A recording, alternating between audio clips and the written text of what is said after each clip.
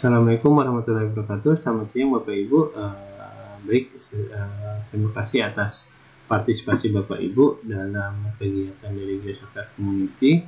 Seperti yang dijadwalkan bahwa tanggal 14 merupakan jadwal untuk memproses tutorial software Snap. Nah, ini merupakan tampilan dari software Snap ketika awal dibuka. Ketika awal dibuka, dia nanti akan meminta untuk mengupdate plugins. Nah, kalau Bapak Ibu sudah update, maka silakan klik no. Jika belum, maka silakan klik yes. Nah, tergantung kebutuhannya. Baik, kita masuk ke tampilan dari software Snap. Nah, tampilan software Snap itu seperti ini. Ini ada toolbarnya, ada file. Ini terkait dengan input/output data, ekstrak, kemudian import export gitu ya, data yang ingin kita gunakan, kemudian edit, view, ini terkait dengan toolbarnya dan keperluannya gitu ya. Nah,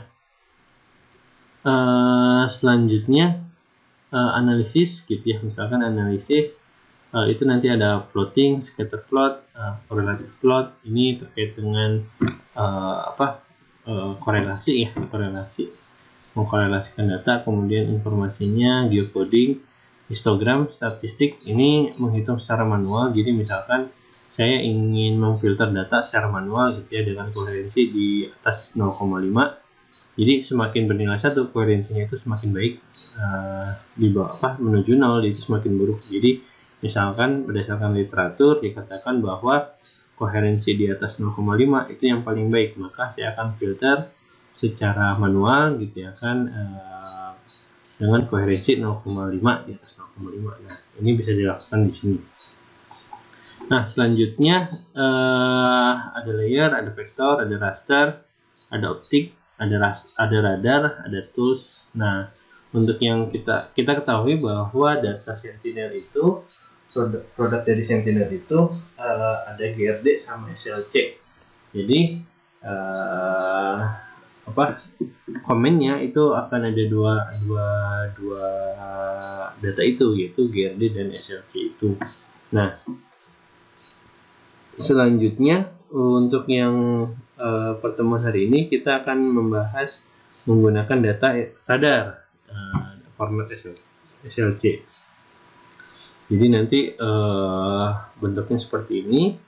Ini perintahnya untuk perintah per step. Jadi langkah-langkahnya seperti apply orbit file, kemudian perlu dilakukan top-star split. Top-star split itu digunakan untuk mengidentifikasi area yang ingin kita peroleh, kemudian koregistrasi gambar, kemudian dilakukan interferogram. Nah, kalau sudah di interferogram, kondisi datanya ternyata belum, gambarnya itu belum gambar yang di atas gitu ya, maka kita perbaiki dengan top-star deburs. Nah, kemudian ini ada tools, ini ada graph builder, ada batch processing. Nah, seperti yang saya sampaikan bahwa kalau misalkan per step kurang yang menjadi kekurangannya adalah RAM yang digunakan itu sangat besar, sehingga kita bisa melakukan satu langkah dan hasilnya langsung keluar. Hanya saja kekurangannya adalah kita tidak tahu mana lokasi yang dia mengalami error data, itu kita tidak bisa menemukan itu. Nah, kelemahannya di situ. Nah, mungkin itu penjelasan secara umum. Nah, di sini ini tuh terkait dengan inputan data, kemudian ini tuh terkait dengan gambar yang akan diambil. Ini quick look-nya. Jadi contoh saja, saya menginput data SLC dengan mode posisi IW gitu ya. Nah, ini processingnya tadi di bawah sudah keluar datanya, ada 5 buah data: metadata, vector data, type point grid, quick look, band. Nah, kita coba quick look. Untuk metadata dan seterusnya ini datanya nggak susah untuk dilihat. Nah, kita quick look saja. Nah, quick look bentuknya ada seperti ini. Jadi ini merupakan area yang kita lakukan pemrosesan gitu ya. Namun areanya itu belum punya arah north south, itu belum ada, sehingga nanti kita akan lakukan perbaikan arah dari si image itu. Nah, selanjutnya ini ada band itu terkait dengan data yang akan kita proses. Di band ini ada 3 buah data, yaitu data real, imaginer, sama intensitas. Nah, kemudian di sini ada subswat 1, 2, sama subswat 3. Nah, sedangkan PV dengan pH itu terkait dengan polarisasi yang terekam oleh satelit. Jadi, mohon maaf tadi sedikit ke distract. Jadi, nanti data yang akan kita akses adalah si bilangan real, imaginer, dan intensitasnya ini yang akan kita olah. Nah, ini terkait dengan data, kita coba buka. Nah, ketika dibuka bentuknya akan seperti ini, akan dibuka dalam bentuk oleh Java. Nah, hanya saja untuk kondisi sekarang saya menggunakan hardware yang minimum. Jadi dengan membuka data atau snapnya saja itu sudah memakai memori hampir 80, hampir 90, masih naik terus. Nah, kemudian CPU-nya yang sudah dipakai hampir setengahnya. Nah, adapun spesifikasi yang saya pakai itu RAM-nya 4 GB, kemudian CPU-nya adalah i7 dengan kecepatan 2,2 GHz. Nah, ini spesifikasi hardware yang saya gunakan pada saat ini, sehingga belum mumpuni untuk melakukan pemrosesan hingga akhir, sehingga untuk tutorial hari ini saya hanya bisa menjelaskan mungkin langkah per langkah, kemudian saya juga bisa menunjukkan terkait dengan satu langkah cepat untuk mendapatkan hasil yang kita inginkan melalui Graph Builder itu. Nah, kita coba. Nah, baik, mohon maaf, kita tunggu agak ada sedang tidak merespon softwarenya, jadi kita tunggu dulu sebentar.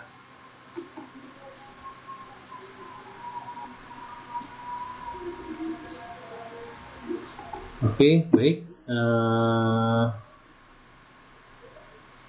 Misal untuk yang langkah per langkah, kita membuka perintah tools radar, kemudian kita langsung melakukan koregistrasi. Nah, koregistrasi ini ada 2 buah langkah. Yang pertama non ISD sama ISD. Jadi kalau dengan ISD dia akan melakukan enhance spectral density. Jadi kita coba buka. Nah, ini merupakan gambaran sebentar. Bentuknya nanti seperti ini. Nanti ada tiap ketika buka bentuknya akan seperti ini.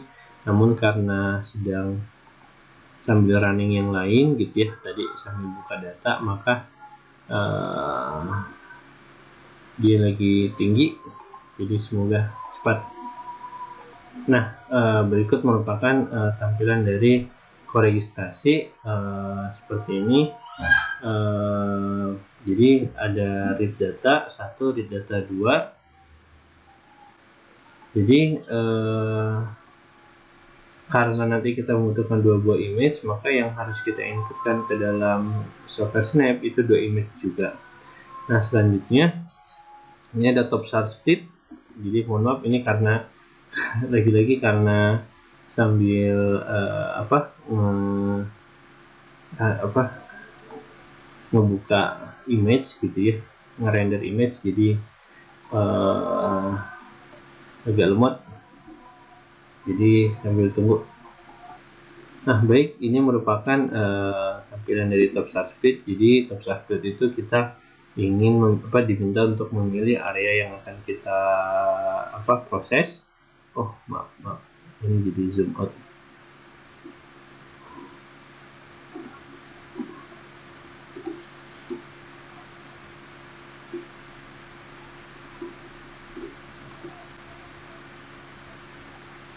Nah, jadi ini merupakan area data yang akan kita olah gitu ya, yaitu Jawa bagian barat.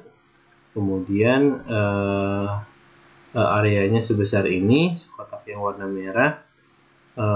Kemudian dalam sekotak itu nanti ada subswot 1, subswot 2, subswot 3. Ini terkait dengan areanya gitu ya kan. Selanjutnya dalam setiap subswot itu ada burst, ada partisi-partisi image lagi. Total ada 9 partisi gitu ya kan. Kemudian kita tinggal memilih mana area yang ingin kita proses. Misalkan areanya seperti ini. Nah, kemudian kita tinggal pilih polarisasinya seperti apa. Nah, selanjutnya kita juga harus mencocokkan dengan data pada image yang kedua di TopSAR Speed 2. Jadi tinggal cocokkan saja. Tadi image IW1, kemudian PV, kemudian 4, ininya 7.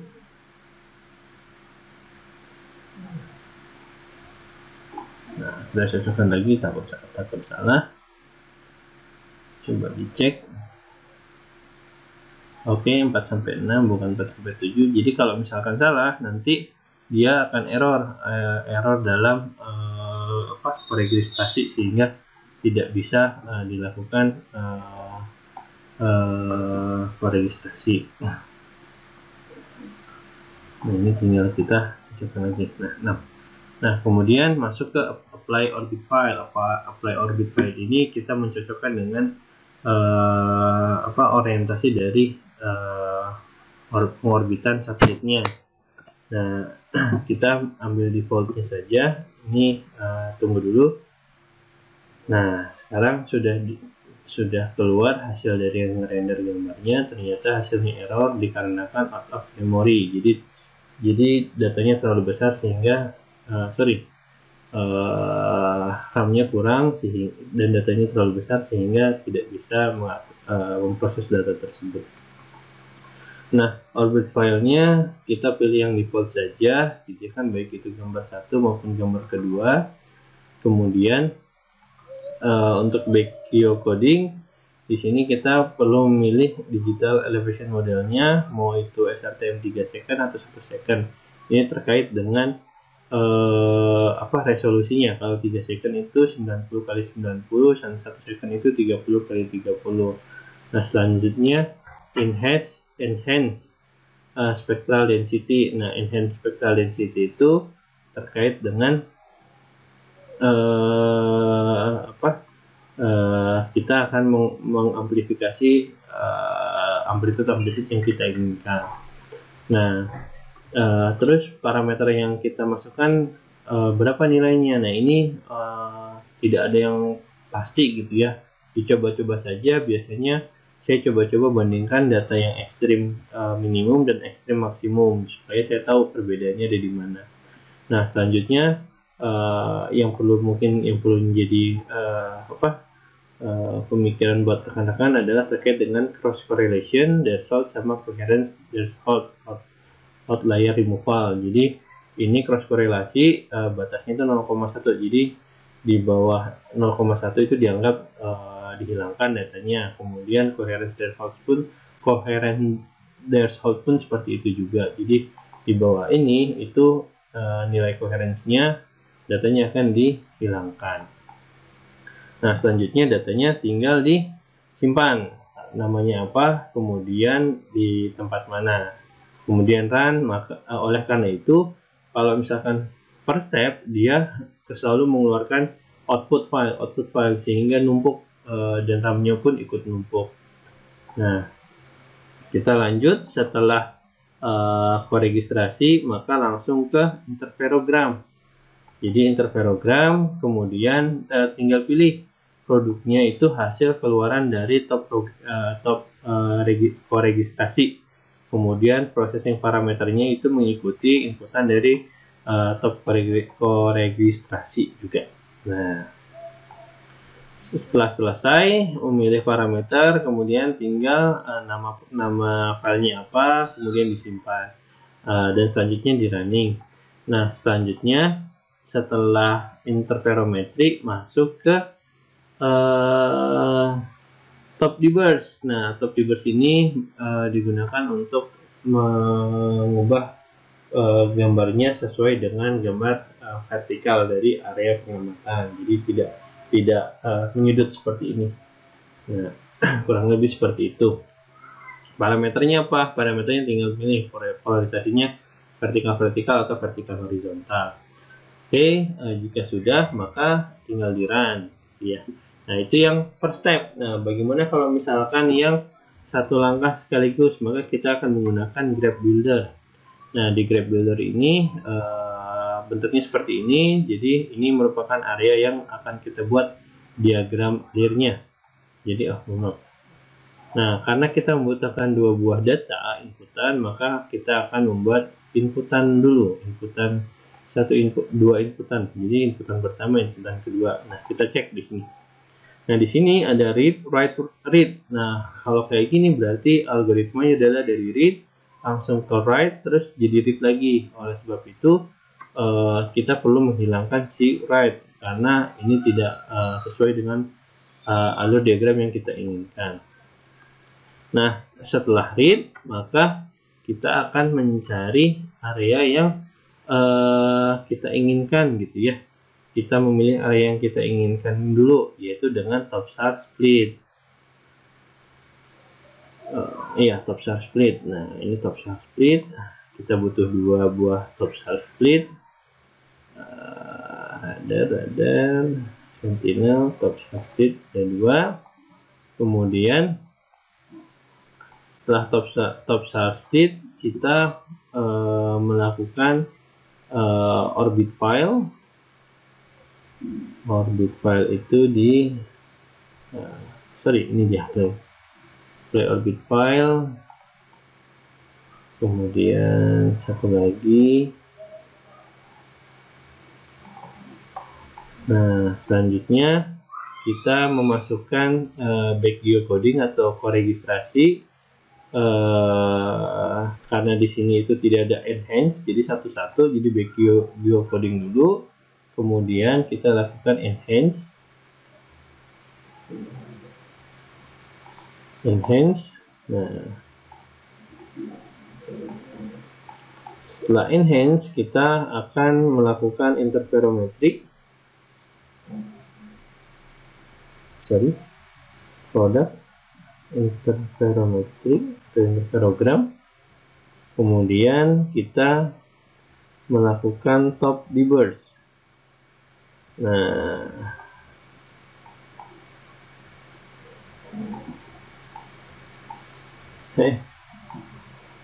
dan terakhir adalah outputnya, output filenya. Nah, baik. Jadi ini sudah selesai diagram alir dari interferometri. Tinggal kita menyambungkan antara antara pengurusan datanya. Jadi kita sambungkan dulu supaya pas di set. Oke. Nah, atau enggak Bapak Ibu tinggal connect graph, cuman agak lama prosesnya kalau misalkan pakai yang ini di satu-satu tadi saya takut error lagi. Nah, kemudian untuk parameternya tinggal mengikuti di sini Bapak Ibu dan rekan-rekan sekalian. Jadi Bapak Ibu tinggal memilih area yang ingin yang diambil, dicocokkan antara top char 1 sama top char 2. Kemudian apply orbit filenya. Kemudian lakukan back geocoding. Gitu ya kan. Kemudian habis back geocoding, pilih mana DEM yang ingin kita ambil, apakah 1 second atau 3 second. Kemudian enhance, kemudian interferogram, gitu ya kan.